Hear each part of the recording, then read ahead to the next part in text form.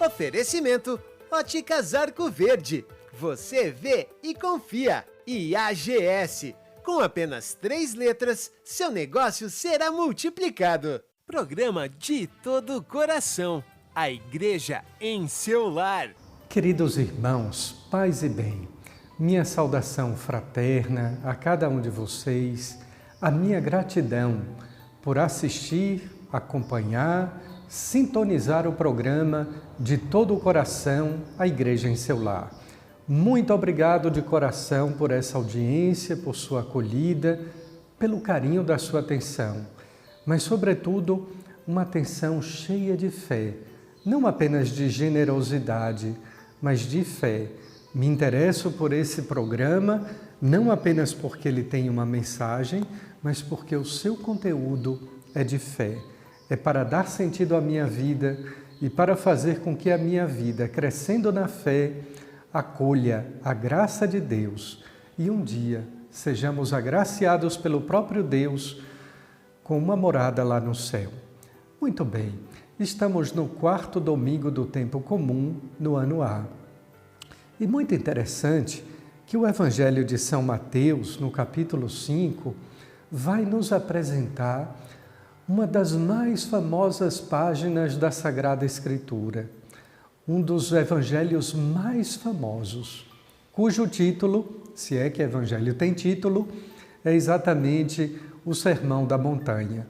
Pode não ser o título, mas assim ele é conhecido como o Sermão da Montanha, as Bem-aventuranças, cuja tradução mais fidedigna é exatamente a felicidade. Há um segredo para ser feliz? Existe uma receita para que nós sejamos felizes?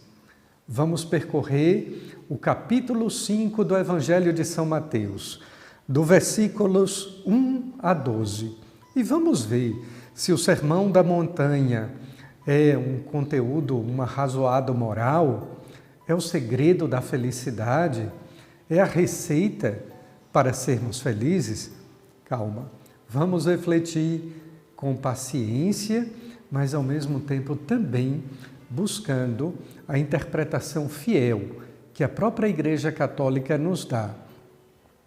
Para início de conversa, anote aí. Você sabia que o Catecismo da Igreja Católica é quem melhor explica o Sermão da Montanha ou as Bem-aventuranças? Pois bem, já que na Diocese de Caruaru todos os catequistas têm o amarelinho, o Catecismo da Igreja Católica, procure lá no índice remissivo a palavra Sermão da Montanha, Bem-aventuranças. Ou então, se você quiser ir direto num dos artigos, é o número 1716. Lá já se começa a explicar o Sermão da Montanha ou as Bem-aventuranças. Outro detalhe importantíssimo. O Catecismo da Igreja Católica, para explicar as Bem-aventuranças, muito se fundamenta nos escritos ou na pregação de Santo Agostinho. Santo Agostinho, o grande bispo de Hipona, ele possui um escrito muito denso a respeito do Sermão da Montanha. Mas vamos lá. A primeira coisa, segundo Santo Agostinho, e que está contida também na explicação do Catecismo da Igreja Católica.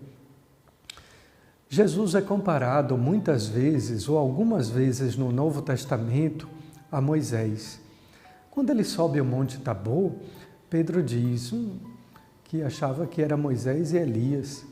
Quando ele pergunta aos seus discípulos quem dizem os homens ser o Filho do Homem, também dizem, olha, algumas pessoas dizem que é Moisés, outros dizem que é Elias.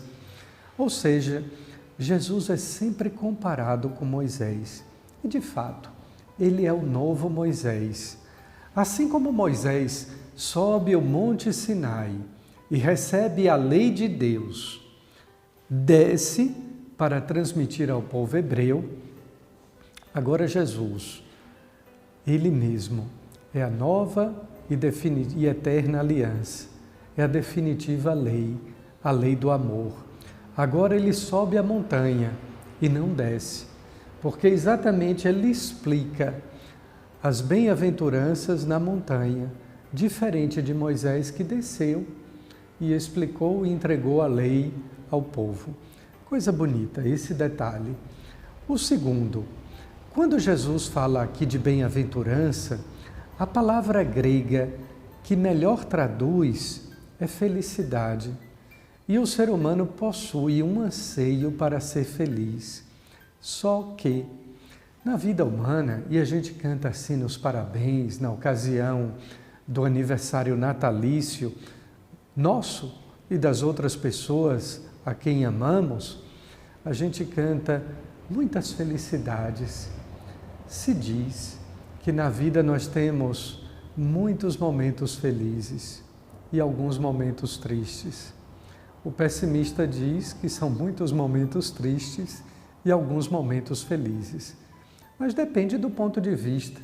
Há quem diga que meio copo é meio copo cheio.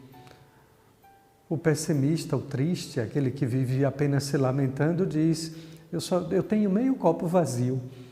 Então a gente tem que aprender a ser feliz, a ter os momentos felizes, valorizando os momentos felizes da nossa vida, vendo que temos meio copo cheio, ou com água, ou com remédio, ou com alguma coisa. Porque se temos alguma coisa, é porque nosso Senhor nos deu.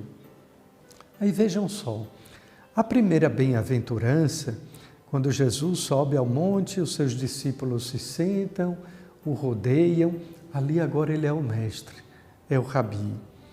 E ele começa a ensinar como mestre dizendo: bem-aventurados os pobres em espírito, felizes os pobres em espírito. Não é aquela pobreza maldita de quem falta tudo em casa, de quem não tem nada. É uma pobreza que muito se aproxima da humildade, que mesmo tendo tudo, aí é que está o segredo da felicidade, em ter tudo. Eu sei que eu não tenho nada. Tendo tudo, eu dependo de Deus. Tendo tantas coisas, eu preciso de Deus. Já ouviram aquele adágio popular que diz que dinheiro não compra felicidade? Que dinheiro pode comprar o remédio, mas não paga a saúde? É isso mesmo. É essa humildade que a gente precisa ter. Esse é o pobre em espírito, aquele que depende unicamente de Deus, que sabe que possuindo todas as coisas materiais, ainda assim ele precisa e muito de Deus, que sem Deus é nada. São 8 bem-aventuranças. Aqui no programa De Todo o Coração nós não teríamos tempo para comentar cada uma dessas bem-aventuranças, mas eu destacaria entre as 8 a primeira, ser pobre em espírito, e também aqueles que promovem a paz, os pacificadores, não os pacifistas, porque Jesus é o príncipe da paz, mas uma paz que ele vem trazer divisão, não acomodação, não aquela paz maceira de quem faz um armistício ou uma trégua com as outras pessoas, mas a paz de consciência, a paz no coração, a paz que ele mesmo é, a paz que ele mesmo dá, a paz entendida na religião judaica como Shalom, a paz. E somente ele vem nos trazer essa paz. Repito, paz de consciência, paz no coração, ser instrumento de paz, como dizia São Francisco de Assis. Só pode ser um instrumento de paz quem é pacificado, quem traz consigo, dentro de si, a paz. Aquela pessoa que vive numa ebulição constante, que vive num conflito contínuo dentro de si, nunca vai saber o que é a paz. Ou melhor, pode até saber o que é a paz quando encontrar-se e fizer a experiência com Cristo. Mas essa pessoa precisa também se pacificar mediante o amor misericordioso de nosso Deus. Eu dizia que as bem-aventuranças, essas felicidades, elas apontam para o eterno, para o reino dos céus, para a eternidade. Isto é, elas são de cunho escatológico, porque afinal de contas, como é que nós poderíamos afirmar dizendo: felizes os que choram, porque serão consolados, felizes os que são perseguidos por causa da justiça, porque deles é o reino dos céus? Ora, nós vivemos neste mundo que é um vale de lágrimas. Como é que eu não vou enfrentar as lágrimas, começando aquelas que dizem respeito aos meus pecados? Eu choro pelos limites que eu possuo, pelas fraquezas que eu tenho, pelos pecados que eu ainda não consegui vencer. Esse é o primeiro sofrimento de todo ser humano. Depois, a limitação pela vida, a doença, a morte, chorar a perda de alguém, chorar a doença grave de quem ama. Mas esse chorar com Deus tem um sentido. É aquele mesmo que Jesus perguntava a Maria Madalena: mulher, por que choras? Ele dá sentido ao nosso sofrer, porque ele dá uma perspectiva à nossa existência. Guarde bem isso. E a perseguição, quando nós fazemos o bem e somos perseguidos. Mas ora, veja só, se Jesus foi perseguido, foi injustiçado até a cruz, como é que a igreja não vai ser perseguida e injustiçada? Como é que nós cristãos também não seremos perseguidos? Pois bem, então ele nos garante, ao final de tudo, uma alegria. Alegrai-vos e exultai, porque grande será a vossa recompensa no reino dos céus. É exatamente isso que nós queremos, uma recompensa no reino dos céus. E a nossa eterna felicidade, agora sim, no singular, será lá. Eu quero agora pedir a você que fique aí mais um pouquinho. É o momento do intervalo. E logo após o intervalo, nós continuaremos com o programa De Todo o Coração. De todo o coração, de todo o coração. E agora, voltando do intervalo, após escutarmos o nosso bispo, Dom Rui, vamos aprofundar no caminho espiritual.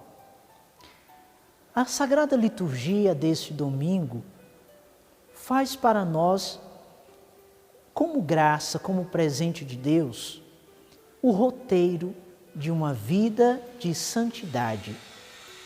Aquele que quer ser santo deve guardar bem em seu coração, em sua alma, o Evangelho deste domingo que fala das bem-aventuranças.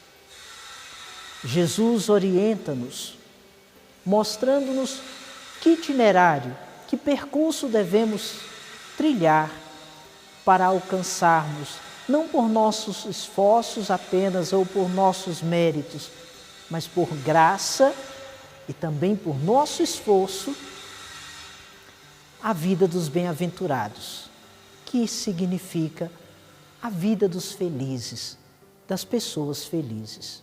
Bem-aventurança é felicidade. Portanto, o caminho de uma pessoa feliz, ou de alguém que quer ser feliz, deve começar na escuta, escutando o que o Senhor nos fala, escutando o que Deus tem a nos dizer. E Ele nos orienta dia a dia, passo a passo, como trilhar esse caminho. Bem-aventurados ou felizes são os que têm o coração simples ou os pobres de coração. Poderíamos parar aqui e pensar: o que significa um coração pobre? Talvez, no decorrer da vida, fomos compreendendo que o coração é o lugar onde a gente vai acumulando recordações, sentimentos, situações, onde vamos guardando coisas boas, o amor, mas vamos guardando também as mágoas, as raivas e tantas outras coisas. Ser pobre de coração significa não vou guardar, tudo eu entrego, tudo eu vou oferecer a nosso Senhor. A única coisa que vou guardar é a presença dele em mim. Ou melhor, o alguém mais importante que quero guardar é Deus na minha alma. Por isso, o pobre de coração está aberto para se deixar preencher, se deixar visitar pela graça de Deus. Também parece até meio estranho, mas Jesus diz: bem-aventurado, feliz aqueles que choram, porque serão consolados. Vejam, as consolações de Deus são exatamente para aqueles que se reconhecem frágeis, fracos. Quando alguém chora, é sinal de que tem uma dor, é sinal de que traz algo que está lhe doendo muito, é sinal de alguma saudade. Ninguém chora por nada. O choro indica algo que a alma quer colocar para fora, o coração quer colocar para fora. A lágrima é, portanto, um jeito de purificar o que dentro está doendo, está gritando. E é por esse motivo que vem uma das virtudes da vida espiritual, as consolações. Aquele período em que, depois de um momento de aridez, um momento de deserto ou de crise, experimentamos uma paz profunda, a suavidade da consolação de Deus na alma. Experimentamos a suavidade do amor de Deus que vai recuperando, resgatando aquilo que estava machucado, vai cicatrizando aquilo que estava ferido. Vejam, Jesus está dizendo que é feliz quem chora, não porque chora, mas porque sabendo que o choro lhe trará o consolo do céu. Ele mesmo se colocará neste lugar de consolação para nós. Continuando o caminho da vida espiritual, nas bem-aventuranças, claro, não vai dar para vermos todas, mas essa também é importante. Bem-aventurados que forem perseguidos, os que sofrem essas perseguições por causa de mim e do reino, porque deles é o reino dos céus. Meu irmão, minha irmã, a perseguição, que não se trata somente aqui de alguma situação externa a nós, mas também das situações dentro de nós, que nos levam muitas vezes a querer correr para Deus e algo nos impedindo desse encontro, algo nos desviando desse encontro. Se tivermos o desejo dessa felicidade, de até na perseguição, se tivermos o desejo de Deus até na perseguição, nós seremos felizes, porque a recompensa é o céu, a recompensa é a morada eterna, a recompensa é o paraíso. Valerá a pena todas as nossas lutas, os sacrifícios, os nossos esforços, as renúncias, os deixar as tentações para chegarmos a esse momento feliz, onde tudo será compreendido, tudo será explicado. Escutando nos textos do Apocalipse diz, onde não haverá mais choro nem dor e também não haverá mais nada do que fomos vivendo nessa terra que nos causou danos. No céu teremos eternamente a alegria sem fim de viver na presença de Deus com os anjos e santos e a bem-aventurada Virgem Maria. Mas, meus irmãos, no itinerário de vida espiritual, as bem-aventuranças destacam também para nós aspectos que nos levam a olhar para o próximo, para o irmão. Bem-aventurados que têm fome, porque serão saciados. Vejam, esse aspecto é fundamental para quem vive uma vida espiritual. Saber compartilhar, dividir, ajudar ou suprir a necessidade de alguém que passa por alguma situação de ausência de alimento ou ainda de pobreza total. É bem verdade que dividir o alimento é fácil. Muitos o fazem até para não serem incomodados. Mas dividir o alimento com o coração voltado para Deus, é aqui que entra o grande exercício da caridade. A você, portanto, desejo que trilhe este caminho de vida espiritual, mergulhados no Evangelho, mergulhados em Cristo, para ser de fato um bem-aventurado, um feliz homem de Deus, uma feliz mulher de Deus, para assim contemplarmos eternamente essa felicidade que nos aguarda no céu. Que Deus abençoe a sua vida. E quero agora chamar o Padre Adriano para nos ajudar mais ainda nesse caminho com a meditação dentro da liturgia. Bom dia, meu irmão, minha irmã, você que nos acompanha no nosso programa De Todo o Coração. O Padre Aloísio acabou de meditar com a gente sobre a espiritualidade. Queremos agradecer a sua bonita reflexão. E agora é o nosso bloco sobre liturgia. Não sei se você ainda se recorda, mas a semana passada a gente iniciava um novo bloco quando a gente fala da celebração da Eucaristia, que é a liturgia da palavra.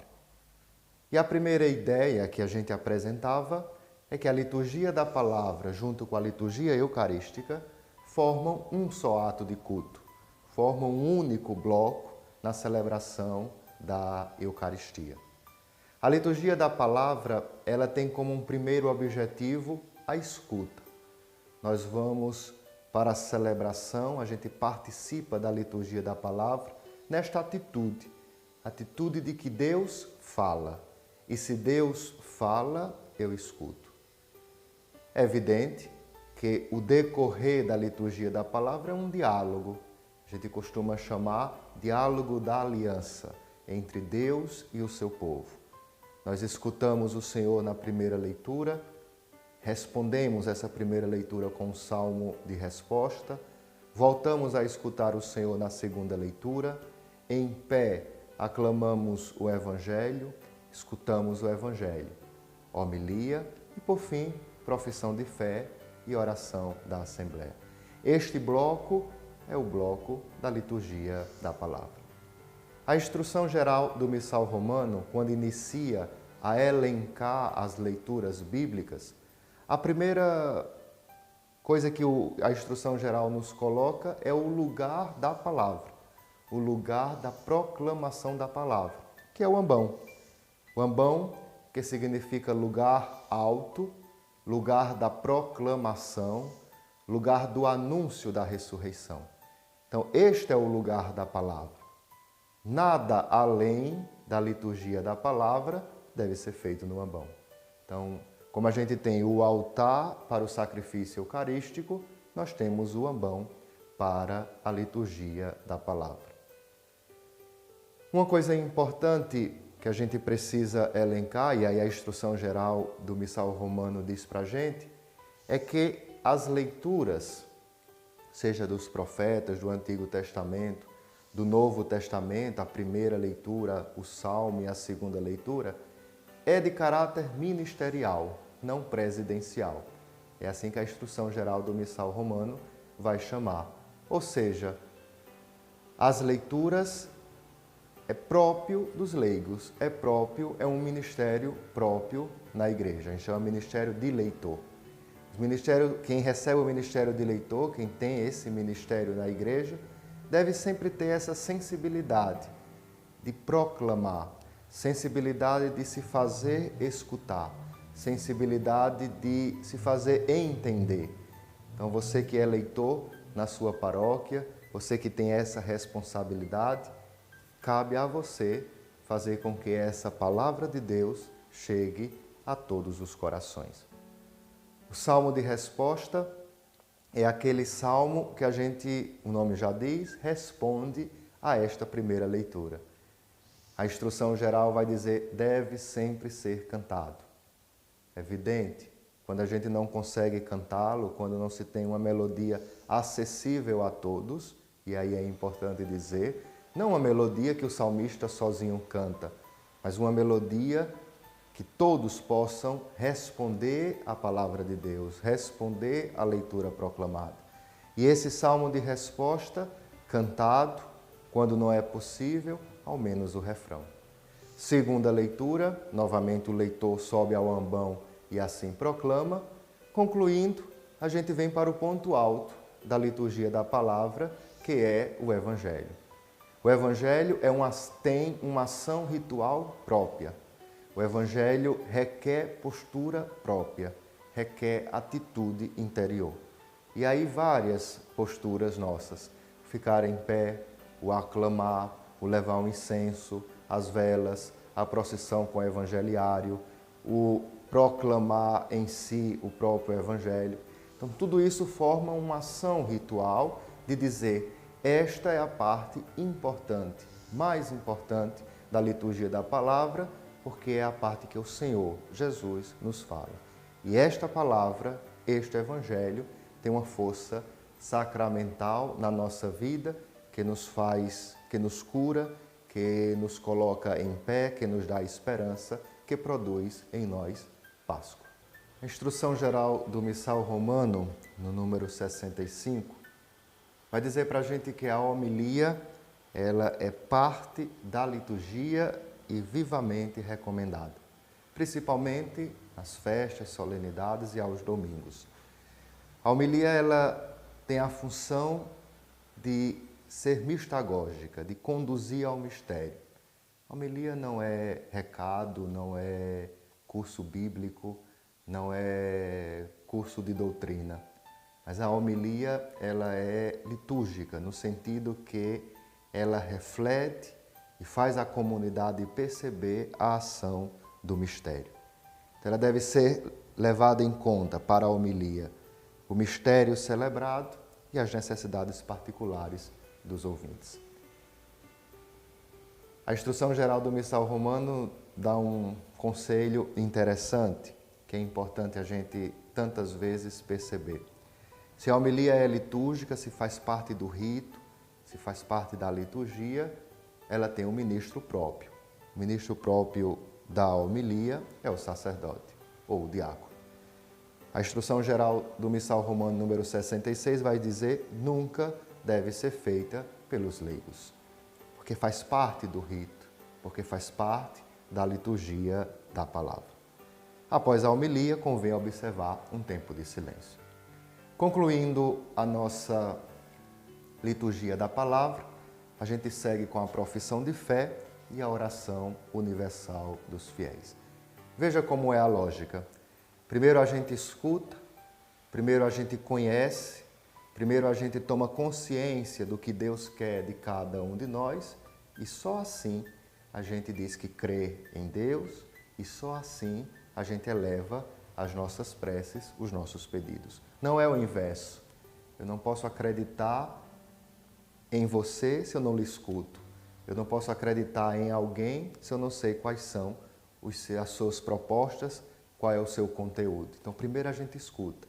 Quando a gente termina de escutar o Senhor, a gente diz, eu creio, e por isso eu peço. E peço a partir daquilo que eu acabei de escutar. Por fim, algumas dicas para a gente viver bem a nossa liturgia da palavra. Primeira dica é valorizar o livro. O livro é importante. Nunca ir proclamar a palavra, nunca ir fazer alguma leitura com um folheto que é descartável, que depois a gente não usa mais. O livro é simbólico. O livro é símbolo do mistério do Cristo que fala, que se abre, que se dá a conhecer. Depois você, leitor, se prepare para a leitura, leia antes, procure se informar das palavras, procure proclamar bem esta leitura. Suba ao ambão numa postura de quem vai proclamar realmente a palavra de Deus, uma postura ereta. Cuidado com as roupas, quando a gente vai proclamar uma leitura, está bem vestido, é importante para mostrar a dignidade desta palavra. Você, salmista, prepare o salmo, cante o salmo, onde a comunidade possa também participar e rezar com você. Obrigado a você que nos acompanha, que nos escuta. Tenham um bom domingo, uma boa celebração da Eucaristia amanhã e que Deus abençoe cada um de nós. De todo o coração. Oferecimento Óticas Arco Verde. Você vê e confia. E AGS. Com apenas 3 letras, seu negócio será multiplicado. Programa De Todo o Coração. A igreja em seu lar.